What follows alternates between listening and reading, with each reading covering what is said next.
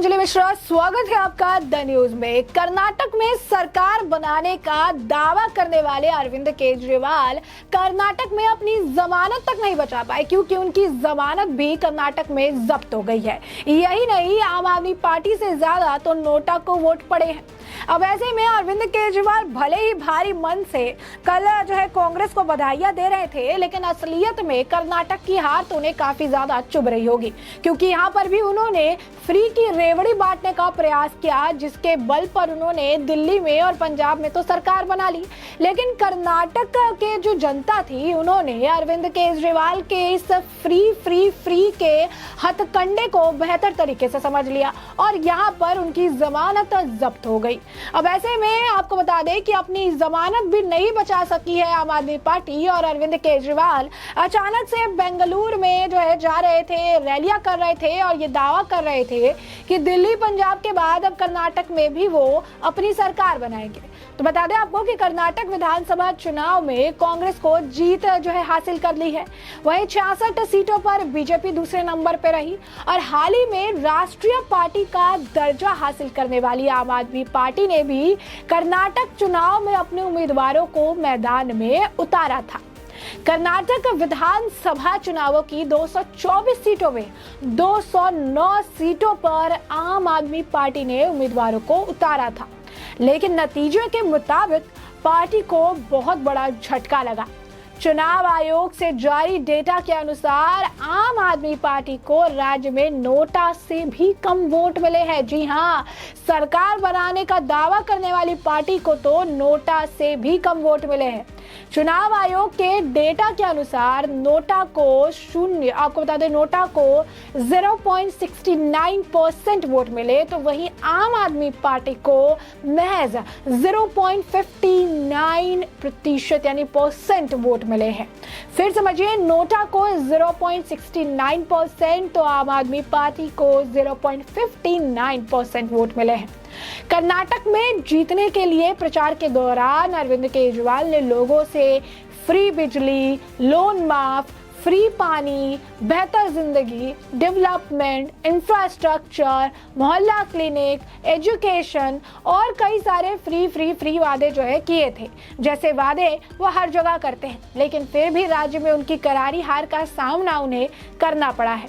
कर्नाटक की जनता ने आम आदमी पार्टी को पूरी तरह से खारिज कर दिया है। चुनाव आयोग के मुताबिक आम आदमी पार्टी को 1% से भी कम वोट मिले हैं। पार्टी को महज 2.25 लाख वोट मिले हैं और इसी के साथ आम आदमी पार्टी के सभी उम्मीदवारों की जमानत जब्त हो गई है। कर्नाटक चुनाव में आम आदमी पार्टी को अच्छा प्रदर्शन करने की उम्मीद की जा रही थी। पार्टी ने राज्य की 224 सीटों में से 209 सीटों पर उम्मीदवारों को मैदान में उतारा था। इसमें से 15 सीटों पर पार्टी को कांटे की टक्कर की उम्मीद थी। गुजरात विधानसभा की बात करें तो गुजरात विधानसभा चुनाव में अरविंद केजरीवाल की आम आदमी पार्टी को 12.85% वोट मिले थे। अब ऐसे कर्नाटक में भी अरविंद केजरीवाल वो अपना लक आजमाते नजर आ रहे थे। गुजरात 2022 विधानसभा चुनाव में आम आदमी पार्टी को 181 में से 28 उम्मीदवारों की जमानत जब्त हो गई थी। वहीं यूपी विधानसभा चुनाव में भी आम आदमी पार्टी के ज्यादातर प्रत्याशियों की जमानत जब्त हो गई थी। यूपी निकाय चुनाव में भी आम आदमी पार्टी के कुल 4,442 प्रत्याशियों को मैदान में उतारा था, जिसमें 3,522 प्रत्याशियों की जमानत जब्त हो गई।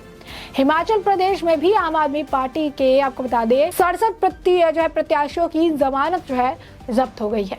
यानी जहां जहां जाकर वो आपको बता दें, दिल्ली के बाद जहां जहां वो गए हैं, पंजाब के बाद, चाहे वो हिमाचल हो, चाहे यूपी हो, चाहे कर्नाटक हो, तो हर जगह इनके ज्यादातर जो उम्मीदवार है उनकी जो जमानत है वो जब्त हो गई है। क्योंकि अरविंद केजरीवाल वो काफी कुछ वादे करते हैं। एक हम आपको बता दें कि एक आपको वो भी बताते हैं कि किस तरीके से जब वो वोट मांग रहे थे कर्नाटक में तो क्या कुछ कहते थे। अरविंद केजरीवाल ने कहा कि दूसरा मौका है जब दिल्ली में दंगा हुआ है, उस वक्त वो कह रहे थे कि दंगे पर चुप्पी साधे हुए हैं। दिल्ली वालियों के गुस्सा होने की वजह है कि दंगे की जिम्मेदारी केंद्र सरकार और दिल्ली पुलिस पर जो है अरविंद केजरीवाल थोप रहे थे। और इसके बाद जो है गुजरात और हिमाचल प्रदेश को छोड़कर अब वो कर्नाटक में भी आम आदमी पार्टी के सरकार बनाने का दावा कर रहे थे। और इसीलिए क्योंकि कर्नाटक से पहले गुजरात और हिमाचल प्रदेश में भी इस साल के आखिर में चुनाव होने जा रहे थे, और इसीलिए भी क्योंकि कर्नाटक में भी गुजरात हिमाचल प्रदेश की तरह ही बीजेपी की सरकार थी। अब ऐसे में अरविंद केजरीवाल जो है कर्नाटक में जाकर उन्होंने चुनाव के करीब 6 महीने का जो है उन्होंने फासला था, और निश्चित तौर पर जो थे अरविंद केजरीवाल कर्नाटक में सरकार बनाने के दावे करते हुए लग रहा था कि जैसे गुजरात चुनाव में भी उनकी जो है जरा दिलचस्पी नहीं, क्योंकि उन्हें लग रहा था कि कहीं ना कहीं कर्नाटक में उन्हें लोगों का सपोर्ट जो है मिल जाएगा। लोग जो है इसके तहत जो है बीजेपी को छोड़ अरविंद केजरीवाल को जो है हाथ थामेंगे। एक मीडिया रिपोर्ट के मुताबिक तो ये भी बात सामने आई थी कि आम आदमी पार्टी का फोकस पहले उत्तरी कर्नाटक जो है होगा, और पार्टी चाहती है कि सबसे पहले गुजरात से सटे कर्नाटक के इलाकों पर ध्यान दिया जाए। जब कर्नाटक में उनकी पहुंच बन जाएगी, पकड़ बन जाएगी, उसके बाद जो है गुजरात से जितने भी सटे हुए कर्नाटक के एरिया है पहले वहां पर अपने कैंप बनाए, और उसके बाद फिर गुजरात में एंट्री करे। गुजरात में कुछ मिल गया तो बल्ले बल्ले, वरना कर्नाटक के लिए पहले से ही तैयारी जो है वो तैयार करके रखेंगे। और इसी वजह से बेंगलुरु में पुलिस कमिश्नर है भास्कर राव ने दिल्ली पहुंचकर आम आदमी पार्टी भी ज्वाइन कर ली थी। दिल्ली के डिप्टी सीएम मनीष सिसोदिया ने भी भास्कर राव के कार्यकाल को याद करते हुए आईपीएस अफसर आम आदमी पार्टी का कमिश्नर भी बताया था। जोश जो है काफी अफजाई कर रहे थे, कह रहे थे कि बहुत अच्छा हो रहा है, अब लोगों को आम आदमी पार्टी पर जो है भरोसा है। यही नहीं, भास्कर राव का ये भी करना था कि कर्नाटक के लोगों ने कम से कम 3 राजनीतिक दलों को देखा है, कांग्रेस को भी देखा है, बीजेपी को भी देखा है, जेडीएस को भी देखा है, लेकिन लोगों को निराशा हाथ लगी है। और ऐसे में 32 साल में मैंने तीनों ही पार्टियों के शासन को करीब से देखा है। कपड़ों की मरम्मत कर पहनने से बेहतर है कि नए कपड़े सिलवा लिए जाए। और ऐसे में इसी तरीके से वोट को लुभाने का प्रयास जो है वो कर रहे थे। उनका ये कहना था कि जेडीएस को भी देखा, कांग्रेस के कार्यकाल को भी देखा, बीजेपी को भी देखा है, और अब आम आदमी पार्टी यानी एक नई पार्टी को हो सकता है कि ये मौका दे कर्नाटक की जनता जो है अब एक नई पार्टी को लेकर आए। लेकिन अरविंद केजरीवाल ने भ्रष्टाचार खत्म करने के साथ राजनीति में आए थे, और इसके बाद कई सारे मामले भी सामने आने लगे। और इसके बाद आपको बता दें कि अरविंद केजरीवाल ये भी कह रहे थे कि प्रधानमंत्री ने सीबीआई को मेरे आवास पर छापा मारने के लिए भेजा, यानी सीबीआई और बाकी जो केंद्रीय एजेंसी है उनका उन्होंने कार्ड खेला था। उन्होंने कहा कि दिल्ली में हमारी सरकार है, पंजाब में हमने बनाई है, अब कर्नाटक में भी हम सरकार बनाएंगे, हम किसी से डरते नहीं है। उन्होंने कहा कि प्रधानमंत्री ने मुझे ईमानदार सीएम का प्रमाण पत्र दिया है, क्योंकि वो हमेशा मेरे पीछे जो है सीबीआई और ईडी को जो है मेरे पीछे छोड़ देते हैं। तो ये सारी चीजें कि अपने आप को एक बहुत अच्छा मुख्यमंत्री बताकर, आपको बता दें कि बीजेपी को 40% और कांग्रेस को 20% कमीशन की सरकार बता रहे थे।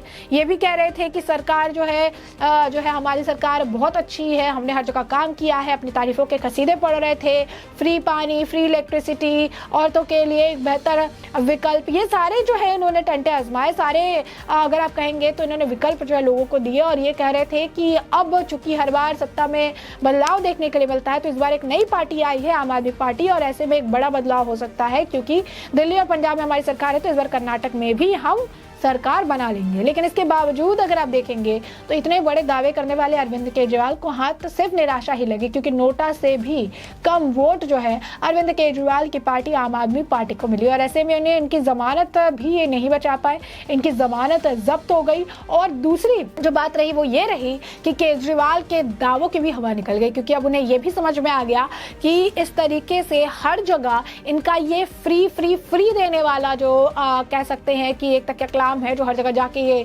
फ्री देने की बात करके सत्ता में आ जाते हैं, ये भी अब काम नहीं कर रहा है, ये हथकंडे भी अब इनके काम नहीं आने वाले हैं।